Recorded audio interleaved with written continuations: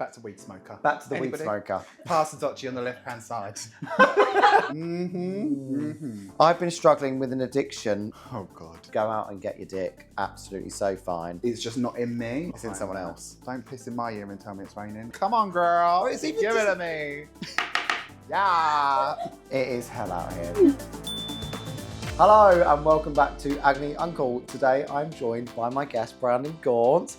You may recognise him as internationally known makeup artist. Internationally known. Internationally known.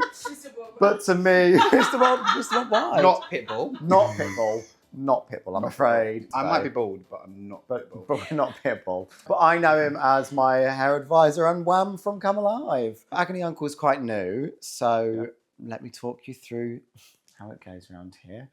There's 3 segments thus far. First off, we start with the Agony Inbox, which is where people send in their problems and concerns. Okay. And we're going to talk about them. And then we move on to Shelved, where people send in their stories and we decide whether or not that's shelved. Thanks so much for sending that in, but you know, we'll put that on the shelf to let it collect dust. That's a memory, keep it.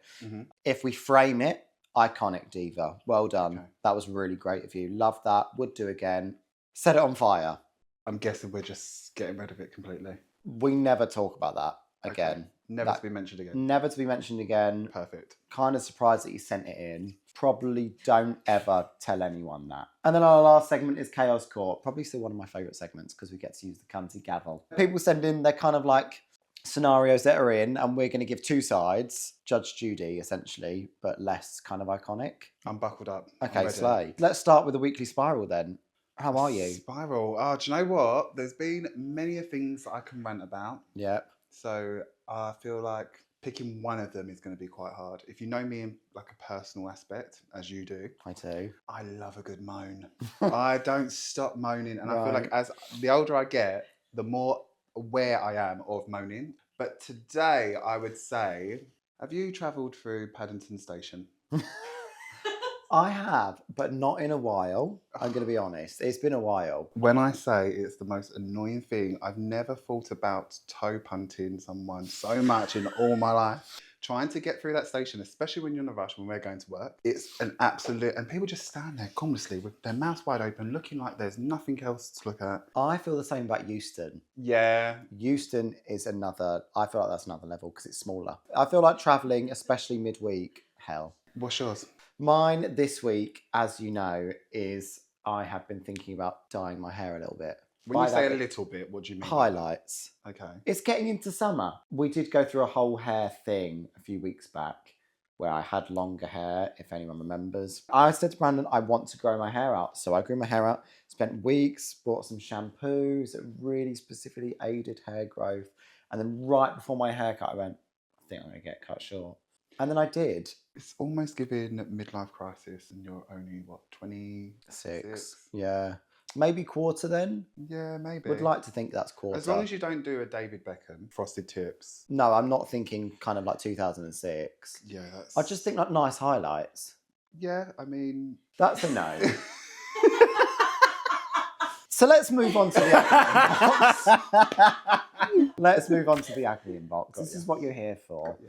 Right, so we've got 4 subs today, and we'll work through them slowly. All right. Right, the first one today is from William. He's 29, he's male. I've been dating a guy briefly, but we've gotten very close very quickly. I found out that he's a weed smoker. Now, I don't tolerate weed at all, but we're both crazy about each other. We've talked about holidays together. I try to push the weed thing to one side, but I just keep thinking about it and feeling extremely conflicted. I know I can't change someone, and he has no intention of stopping this habit.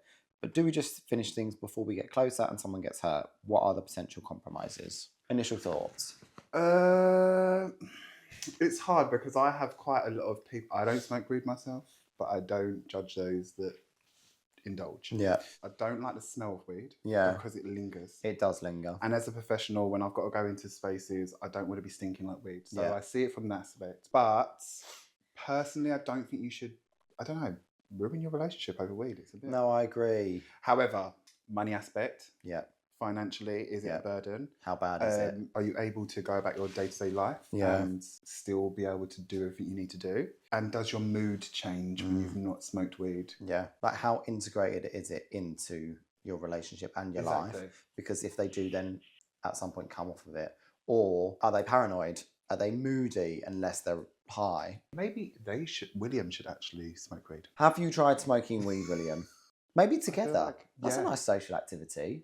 I mean... He does say, I don't tolerate weed at all. But why? Why? That sounds trauma-ridden. Yeah. Do you not think? Yeah, no, I get that. Oh, I don't know. I just wouldn't. I wouldn't end the relationship over. I do agree. I don't think it's something to end your relationship over. If I'm completely honest, I think that's a bit too far, especially because you're both crazy about each other. Pass the Dotchi on the left-hand side. William, we know that you said you don't tolerate weed at all, which is honestly so fair. Everyone has their opinions, which is fine. I just don't think you should ruin your relationship over it, especially because you said you both really like each other. I think he needs to follow up with some more details. Agreed. That's what I'm going to ask. More details. Please, can you get back to me with more details ASAP? I want to know how it's affecting you. What's your routine? What's his spending like? Does it affect your sex life? Obviously, statistics show that situations that happen downstairs doesn't taste too pleasant. Doesn't taste? What, the penis? No. When you're on weed? No. Oh. Pineapples, that kind of... Right. Yeah, we get there. Moving on swiftly. Moving on. Jim, 27, male. So they've all got very bog standard names. I know. Can you, Jim, if this William, is anonymous, Bill. can you think of some more exciting names? That's probably why they put in names, because they're quite generic. Very true. It's giving Jane Doe, Jim Doe. Yeah. What was the other one that you had in your last episode? Wilma Fingerdo. Wilma Fingerdo. Wilma Fingerdo. And the answer is no. You need to. I miss you, Wilma Fingerdo. Jim, 27, male. I just turned 27. Should I be embarrassed that I'm still a virgin? 27. I'm smiling, but I'm not laughing at you. There was a bit of judgment there from that. There's no judgment. But it's more out of like, oh my God, I really want you to go out and experience sex. Okay. Why? I just don't know. I just think you should enjoy it. You're young. 27, you're still young. You still have a whole life to live. But you said 26-year-old. Right, okay, well, I take it back. When I'm talking about me, 26, ancient, mate. Anyone else, you're young as fuck. Don't let anyone tell you otherwise. Not me edging 30, like, There's a couple of things here. Why have you waited so long? Because it's not a negative. There shouldn't be a negative connotation to it. But has there been a reason for you waiting until you're 27? Do you intend to wait longer for a purpose? Yeah. I think a lot of the time, and this is why I see it from a different angle, because I'm not so promiscuous and I'm not like the gay culture would perceive us to be. Yeah. I think a lot of the time I like to see things from a different angle of what is the reason behind you not wanting to sleep around. Do you know what I mean? Like, some people are just not like that. Like, I'm just not like that. Like, I'm not a hookup person. It's just not in me. And I don't think there should be a pressure behind It's in someone that. else. Sorry, digress. I just think he needs to engage with the reasons of why he's holding on to his virginity. I don't think he should be ashamed of it. No. I just think he needs to acknowledge it. A bit of self-exploration. Exactly. It's definitely nothing to be embarrassed about. And I also think it's actually a lot more common than you think. But I do think some self-exploration as to why should be had. I also think as well, just to add off that point, you need to be realistic in what it is you are waiting for. Yes, agreed. I think we all love to fantasize exactly what it is we picture our lives playing out to be. We're going to meet this massive knight in shining armour and it's going to sweep us off our feet and it's going to be love at first sight. And that's not necessarily the case. Yeah. It doesn't necessarily happen like that. So I think you might need to be realistic with yourself. Yeah. Coming from someone who is very single. Jim, let me know. Let me know when you have sex next. Jim, I prefer you keep that to yourself. Okay. Don't tell me. Right, moving on. Chris, 30, male. I love my partner like crazy, but I don't think he realises how serious his spending problem is. Every time I tell him to save, he ends up buying another plant for the garden or something else he can't really afford. He says he's trying and he partly blames it on his ADHD. I don't know what to do. I want to have a future with him, with a house and get married. A lot of marriages. But he can't even save for the long term, not to mention he's in a lot of uni debt that he has to pay for. I don't ever see us moving forward if it carries on like this. I mean, you could have worse spending habits. Very true. Plants. But it is very much like little transactions, they add up. But then also live your life. But the worst he's coming back with is a piece of lily. It's only What's a the fucking difference? plant. Yeah, Don't unless- think it's killing anyone. yeah, no, so true. Plant for the garden. I want to know how long you've been together though, because I do. I mean, well, they're thinking about. He wants to get married to this man, so obviously a long time. Well, knowing the gays, maybe a week. Yeah, literally. I reckon they've probably been together for like 3 months, and he's only just realised that he likes plants. Maybe it it's might be a phase, though. Yes, maybe it's a phase. Because I go through phases like that. I'll buy loads of plants and then I forget, and then I go. I've got a plant in my bedroom. It is struggling to survive, and I really am trying. But I do kind of look at you sometimes and think, "Look at me." No, not you. Oh, okay. The plant. And I do think, babe, I did buy you when I was in a bit of a pickle. Your intention was there. Yeah. And you meant well. It does look like it's on its last legs. Know that I am watering it and giving it sunlight. I mean, all the plants that I have in my house are all dead. And plus, this person's not coming back with a spending habit where they're buying Jimmy Choo shoes. Yeah, I do think it could be worse. Buying plants for the garden or something else he can't really afford. So what, like, is he replacing his food with, can he not buy a meal, but he's buying a plant? As well, if you're saying he blames it on his ADHD, maybe you can just support him. To be fair, I am actually renowned for walking into shops and picking up stuff with absolutely no reason or need for it.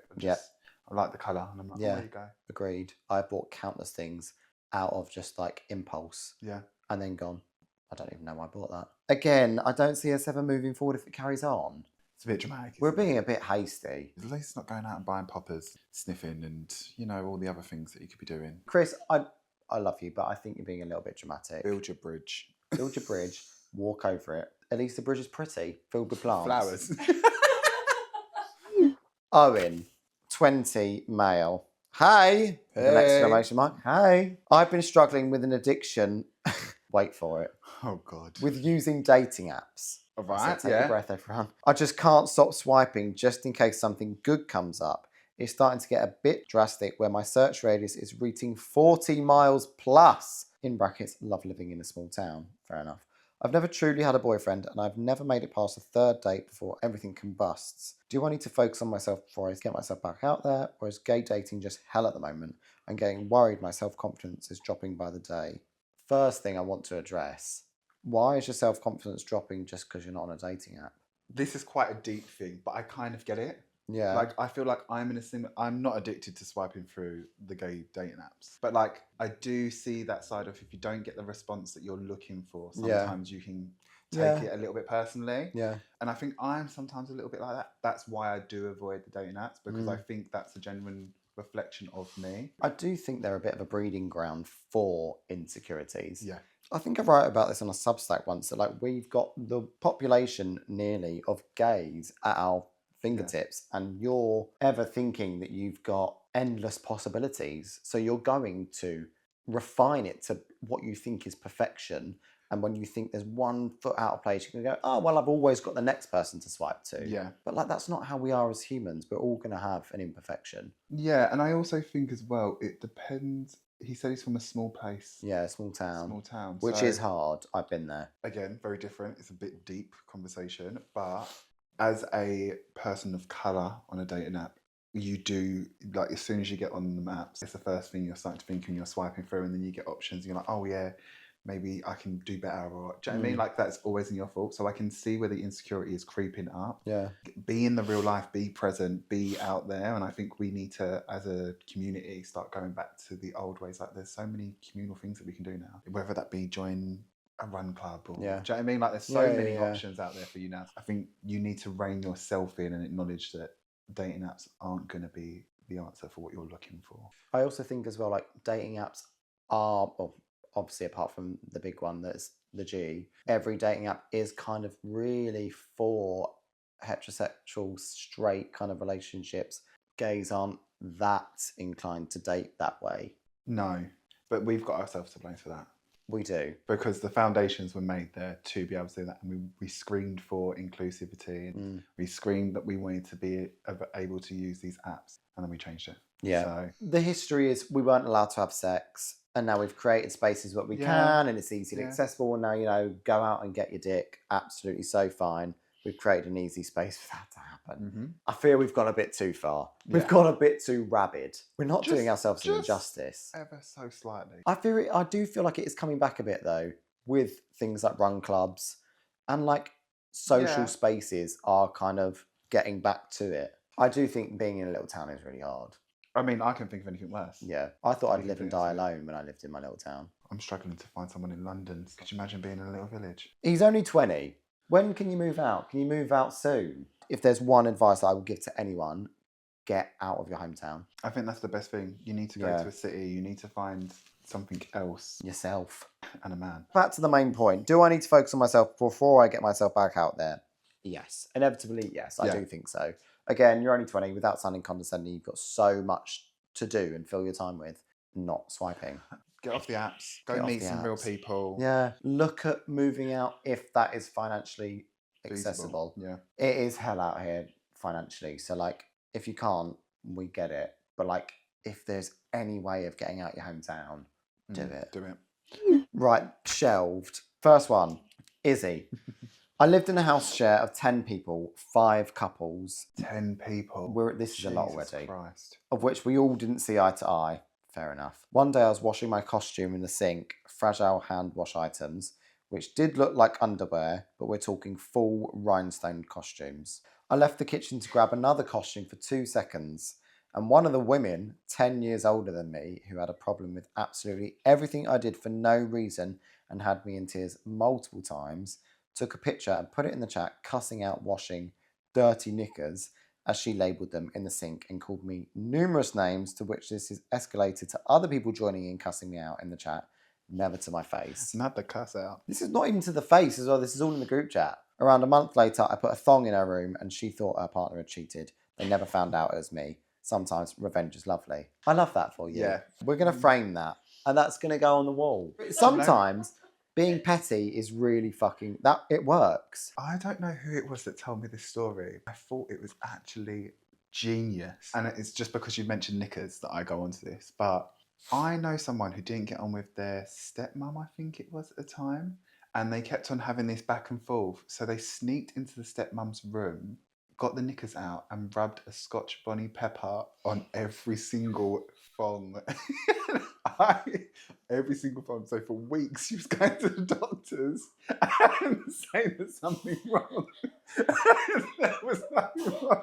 She had rubbed pepper in the knickers. That to me is the level of genius that I aspire to be. Who thinks of that? That's like women version of ring sting. I said, did she not smell her knickers and think, oh my God, pepper? Like, no, but would you know that? Or would you just think, oh, that smells a bit funny? A bit awkward if your dad was going down there. Oh my God, do you reckon his eyes watered if he did? Probably. Thinking, oh, it's a bit of a kick to it today. She would. But back to your person, I think that is iconic. Framed. Izzy, that's been framed. Thank you. Here's the next one. Ryan. Hello. I have a situation that has completely divided my friendship group, and I need an official ruling because apparently I'm emotionally insane. Aren't we all? No, to an extent. I matched with this guy on Hinge and we went on 3 dates. The vibes were genuinely good. We were texting constantly, flirting every day and whatnot, sending voice notes, all of it. Mm-hmm. On the 3rd date, he literally said, I haven't felt like this with someone in ages. So naturally, I started thinking this was going to go somewhere. Anyway, last weekend, I went on a night out in Soho with some friends and saw him fully making out with another guy outside the smoking area. He saw me, I saw him, we made eye contact. It was fucking horrible.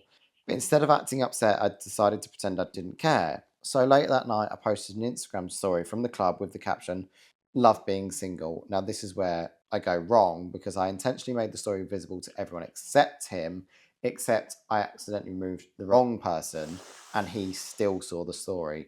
Within a few minutes, he replied, interesting. Instead of leaving it there like a normal person, I panicked and replied, haha, oh my God, that wasn't aimed at you. He then responded, okay, because we're literally both single, which somehow embarrassed me more that I unsent the message, then blocked him for 14 hours, then unblocked him because I wanted to see if he'd viewed my stories. Oh, okay. My friend says this entire sequence of events is the most humiliating thing that they've ever seen. I personally think he deserved psychological warfare after telling me he hadn't felt like this for ages before licking another man's face outside a Freedom Bar. So, is this bad of me to have acted like this? Yes, because you've gone on 3 dates. Like, I get listen, sometimes we all get caught in the moment. Yeah. Things that aren't necessarily true. But really, truly, it's not the worst. You're still single. Yeah. You haven't made it exclusive. You've literally been on 3 dates. Calm down. I do think we're bordering 18, Yeah, 17, it's a lot. 18 kind of behaviour here. I feel a little bit icked out.